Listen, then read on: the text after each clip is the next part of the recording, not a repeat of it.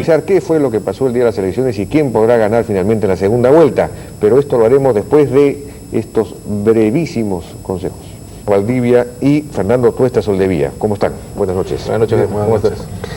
Bueno, comencemos con las dos últimas semanas antes de las elecciones. Parece que la atropellada final de Fujimori le dio resultados, subió unos 3, 4 puntos en las encuestas y estuvo a punto de ganar en primera vuelta, ¿no es cierto? ¿Qué fue lo que funcionó ahí? La tecnocumbia, la gran cantidad de mítines, esto, claro, como la fresa de un pastel que tenía una serie de medidas populistas detrás, pero en el último momento, ¿no? Porque el primer míting de la Mauta fue un espanto, ahí no hubo tecnocumbia ni nada, aliado además, sino por la tecnología, todavía no se había metido ahí la tecnología. Hay un hecho que creo que vale la pena subrayar, cómo en las dos últimas semanas las dos candidaturas se encargaron prácticamente de liquidar al resto. Es decir, de 9 candidaturas presidenciales, tú ya tenías solo 2 actores. Pocas veces se ha visto en una elección el carácter casi disyuntivo de la elección presidencial. Entre los 2 candidatos congregan cerca del 90%, si no más, de las preferencias electorales. Eso no ha ocurrido en los últimos 20, 30 años, algo parecido. Lo que te muestra también que el último momento de la campaña, esta se volvió altamente competitiva.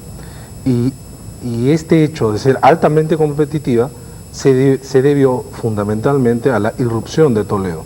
No tanto al carácter de la campaña de Fujimori, porque Fujimori tuvo que responder. Fujimori era el primero, Fujimori era el favorito, Fujimori era el imbatible. Toledo es el que irrumpe y convierte, o utilizan a Toledo, un sector importante de la opinión pública, convertido en elector, y lo convierte en el rival que tenía posibilidades de derrotar. Y estas últimas 2 semanas efectivamente se convirtieron en una campaña que de alguna manera debió ser así a lo largo quizás de, digamos, toda la campaña, que dura exactamente 3 meses en términos oficiales, y que hubiera quizá provocado un debate mucho más interesante, si no solo intenso. Ahora, los elementos populistas jugaron un rol muy importante en esta campaña también. Por ejemplo, en los pueblos jóvenes en los cuales Sedapal llega con agua con camión, el agua se redujo de precio a la mitad a partir de febrero. Esa es una información que he podido verificar. El tacho de agua que cuesta un sol, lo pasaron a 50 centavos a partir de febrero, y va a tener que seguir así hasta por lo menos hasta la segunda vuelta, que fueron armando la cosa. Había algo que era marcado, ¿no? Marcado por digamos, la imagen de fraude, marcado por la imposibilidad que todos mostraran por igual sus ofertas electorales, pero además yo creo que habría que distinguir, Jaime. La palabra populismo se utiliza mucho y quizá abarca tanto que ya dice poco. Y acá se puede hacer y se hace populismo acá y en todas partes desde el Estado. Nadie hace populismo de la esquina de su calle, nadie hace populismo, o si lo hace no tiene el efecto político. Acá de lo que se trata es quién puede reducir el precio del agua, quién puede regalar ollas, cocinas, etcétera. ¿Quién lo puede hacer? ¿Quién puede hacer populismo? ¿Quién hizo populismo? ¿Y quién, quizá lo hubiera querido, no lo hizo? Esa es una diferencia sustancial.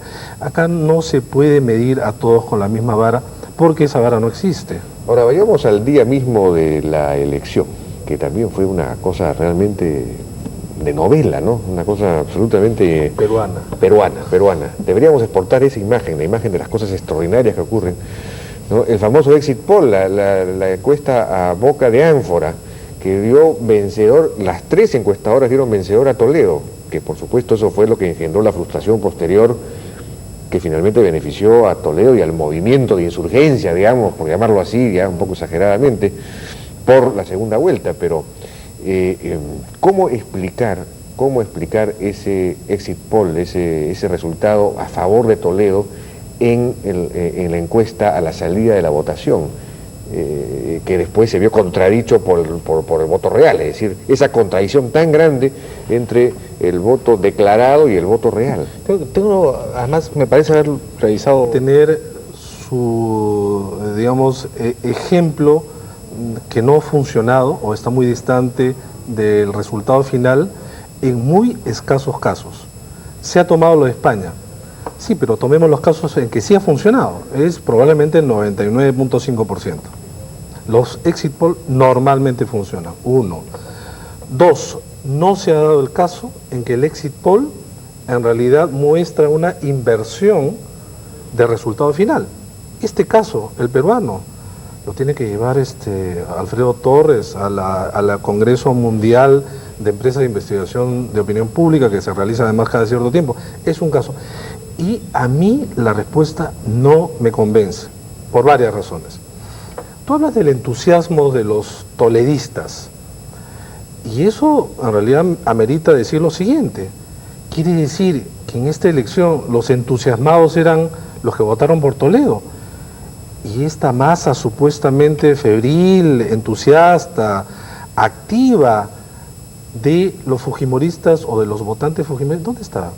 Yo me pregunto, bueno, solamente lo siguiente. No existe, pues entonces, estamos hablando del voto más bien vergonzante. Bueno, entonces hay la mitad del Perú, porque se supone que casi la mitad, es ese voto que incluso, claro, nos podría indicar algunos elementos interesantes. Quizá el votante de Fujimori, salvo un reducido núcleo, es el votante que recibe, es un voto clientelista. Por lo tanto, no es un voto que responde, es un voto que agradece, un voto obligado, un voto resignado, un voto vergonzante. De eso se nutre, porque si es que yo no voy a responder una encuesta, ¿de qué cosa estoy hablando? Pero no solamente eso, si además yo formo parte de esa mitad, quiere decir que de cada 2, 1 votó por Fujimori, y de esos 2 no podía responder a una encuesta. Pero además, aguarda, este es el primer caso donde el que triunfa no festeja. Pero además no solamente no festeja porque no festeja, no solamente porque no sale de Palacio, sino porque no van a festejar a aquellos que supuestamente son la mitad del país. Pero la confirmación de la tesis del voto vergonzante. Pues. Pero por eso, o es eso. La gente que depende del Estado, de la ayuda del Estado, y que, ahora, que por lo tanto no se siente que está votando no libremente, no es un voto libre, ahora, es un voto obligado, digamos. El triunfo era el 51, el 50 más 1, ¿no? Y no hubo triunfo. No, mira, quizá la otra respuesta es que ¿a qué hora se hace el exit poll? Se hace aproximadamente entre las 8 o 9 y cerca de las 11, 12. Podría pensar que el votante fujimorista fue después, digamos, en un porcentaje equivalente como para que se invierta. Ahora, sin embargo, sigue sin ser esta respuesta lo suficientemente convincente, porque no ha sucedido lo mismo en elecciones donde ha ganado Fujimori. Hoy día, si me permite, Fernando, Marta Moyano ha dado declaraciones en alguna de las 2 radios que transmiten política, y ella decía que, por lo menos se aseguró en esta entrevista, que las señoras le habían dicho que habían engañado a los encuestadores, lo cual me pareció realmente poco creíble, ¿no? O sea, tan poco creíble como el 56% de Toledo, pero o sea, yo no podía entender cómo Marta Moyano decía: las señoras se han acercado y se han reído de cómo hemos podido engañar a los encuestadores, a las 4 de la tarde sabían ellas que el resultado era otro. Pero en todo caso, no sé si sea cierto o no, pero lo dijo hoy en la mañana. Bueno, Marta Moyano probablemente se autoengaña, ¿no? Como es propio de algunas explicaciones, pero lo otro... Pero lo que es extraordinario es que el pueblo peruano ha engañado a todo el mundo. No, pero perdón, es lo extraordinario del pueblo peruano. Esa es una respuesta, pero ¿cuál sería la otra? Otra respuesta sería lo siguiente, Jaime, porque a mí no me termina de convencer esta. Esta otra, que tampoco es, no se puede demostrar, lo siguiente. ¿Y qué pasa si es que en realidad la gente no engañó, sino que dijo realmente lo que hizo? Lo que ocurre es que lo que hizo se lo cambiaron. ¿Por qué no? Pero eso hay muchas encuestas y todos los conteos rápidos están equivocados. Y muchas actas, ¿no? Porque los conteos rápidos dan todos 48% para Fujimori. Y muchos presidentes de mesa, y muchos secretarios de mesa, muchos personeros. Pero hay una cosa. Acá personeros hubo en 1/3 del país. Miembros de mesa titulares y suplentes, en realidad hubo en un nivel de ausencia alto. Pero no quiero decir que hubo, yo solamente estoy planteando que esta respuesta no termine de convencerme, esta otra, claro, ¿por qué no? Y además lo siguiente, cuando Alfredo Torres, Torrado y Saavedra dicen nos equivocamos o nos engañaron. Nosotros de buena fe hemos obrado y hemos trabajado profesionalmente. La gente nos engañó, en fin. Pero luego lo que tenemos son proyecciones de mesa. Allí en proyecciones de mesa, efectivamente, a lo largo de 22 años de elecciones, no existe una variación de más allá de un punto. Alfredo Torres, pero así también Transparencia, sostenían que más allá de un margen era fraude. El resultado final de ahora los debe obligar a decir que ha sido fraude. Claro. No lo han dicho. No, pero ¿Por qué no lo han dicho? Bueno, habría que preguntárselos a ellos, ¿no? Yo creo que no lo han dicho porque es preferible que haya una segunda vuelta a hacer políticamente, digamos, lo menos sensato que quizás es. Pero la OEA ha reconocido entrar. No, la OEA tiene un conteo rápido que no dice cuánto es. Pero además, el señor Stein y la OEA pueden señalar que, si bien es cierto, más allá del margen de error es fraude, pero como se pasa a la segunda vuelta, lo pasamos por alto. No es lo que ha dicho Stein, ¿no? Stein ha dicho que reconoce que las cifras dadas por la OMPE están dentro de lo que ellos esperaban.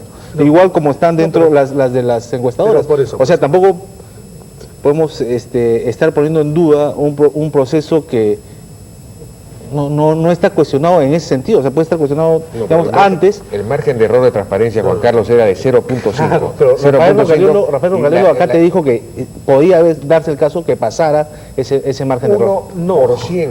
Es decir, una posibilidad entre 100. Había la posibilidad, ¿no es cierto? Una entre 100. Estadísticamente hay la posibilidad. Y él, en los 6 casos anteriores nunca había tenido un margen de error mayor a 0.2.